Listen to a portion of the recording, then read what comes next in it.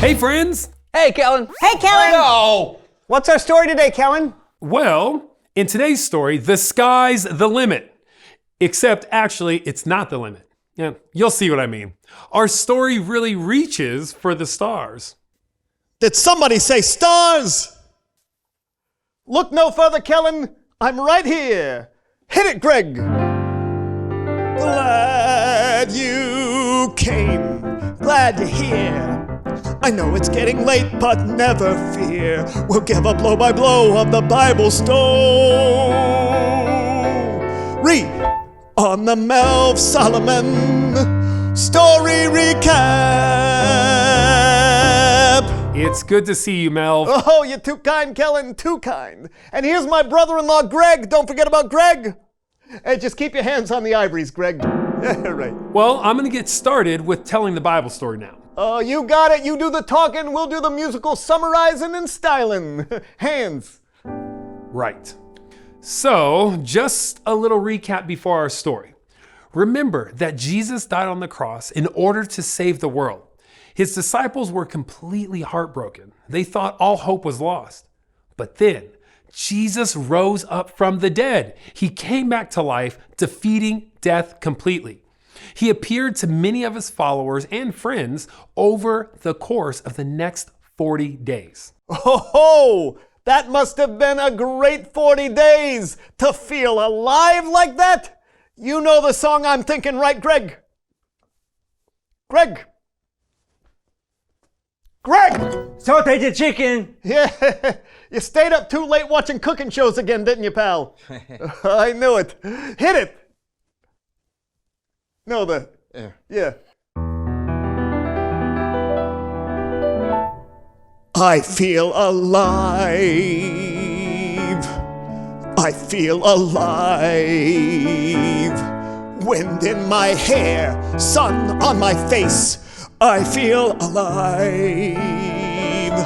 Blood in my veins, air in my lungs. Saliva coming from my glands into my mouth, helping me to digest food. Back to you, Kellen. One day, Jesus' closest followers went to a mountain in Galilee where Jesus had told them to. When they saw Jesus, they worshiped him. But some of them still had their doubts. Then Jesus came to them and he said, "All authority in heaven and on earth has been given to me. So you must go make disciples of all nations, baptize them in the name of the Father and of the Son and of the Holy Spirit. Teach them to obey everything I have commanded you, and you can be sure that I am always with you to the very end." Now that's quite the assignment. I've been given some pretty big assignments here and there too, you know. Greg!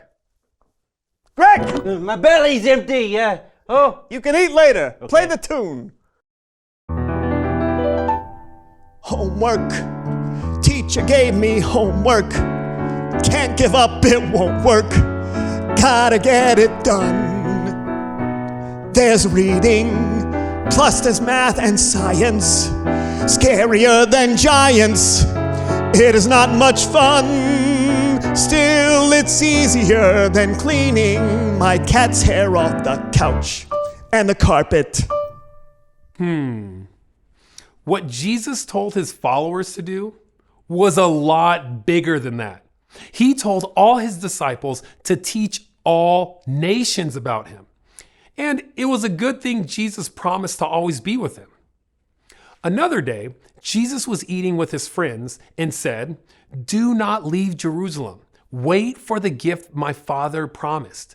You have heard me talk about it. John baptized with water, but in a few days, you will be baptized with the Holy Spirit." So the disciples had to wait for this gift, huh? I know a thing or two about waiting. Go! Where's the music, Greg? Aren't you feeling inspired? Greg! You can't keep falling asleep like this. We got songs to sing. Greg! what for breakfast? The piano, that's what. No, Greg. I don't want you to eat it. I want you to play it. Oh. Let the music feed your soul. Yummy. That's the stuff.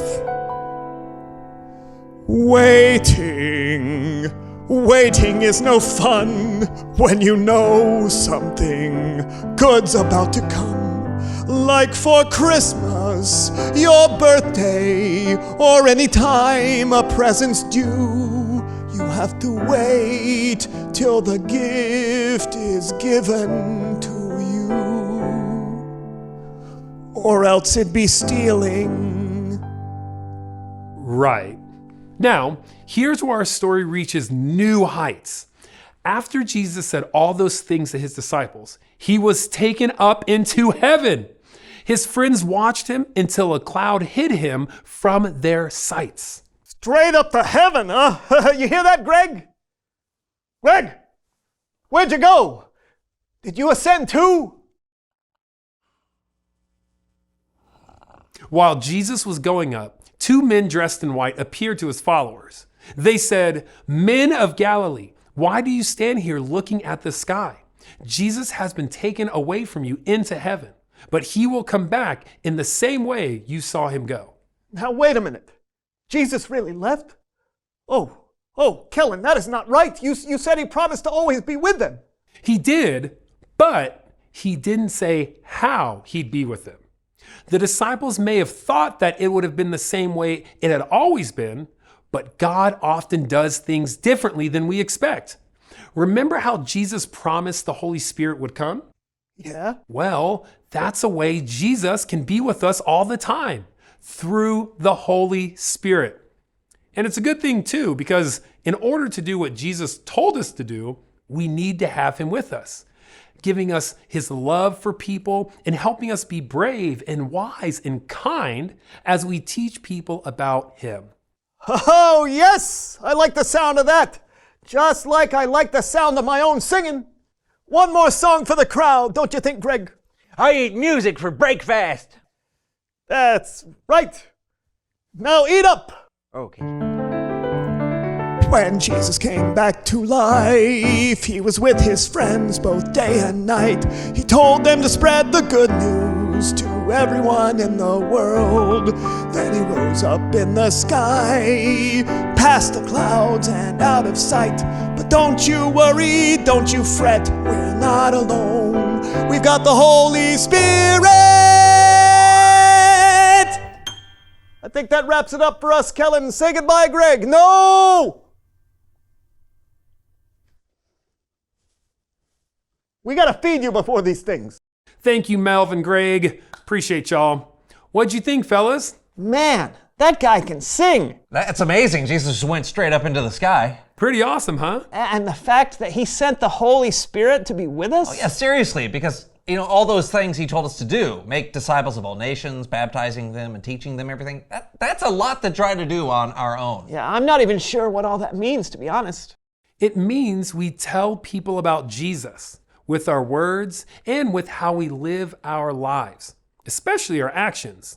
The way we treat people can be one of the best ways for people to experience Jesus and his love. Oh, that makes sense. Yeah. Thanks, Kellen.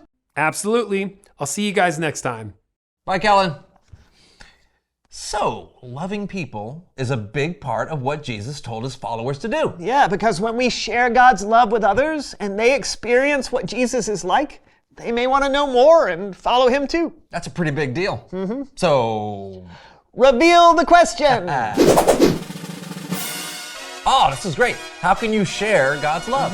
Being kind to a friend or patient with a sibling, even when you feel annoyed. Yeah, or maybe it's sharing something you have with someone who has less than you. Or you can share God's love by helping someone practice for their upcoming video game competition. Like you did for me, John. Was it helpful? Of course. Okay. It also gives me confidence to know that no matter what happens, God is always with me. Awesome. So, I guess that's all the time we have today. I'm Brandon. And I'm John. And this was the So-and-So Show. See ya. Do they wave back to us when we wave? Yes. Oh, okay. Of course. See, there's Jonathan. Uh-huh. Start. Yeah. Jump. Jump. Okay, spin. Jump. Okay, go forward. Okay, turn right. Turn right. Jump. Jump left. Forward. Stop. Okay, that's not working. Okay, one more time. Forward. Stop. Okay, I think the controller is not matching up with you. Jump. Robot. Robot. Okay, chicken dance.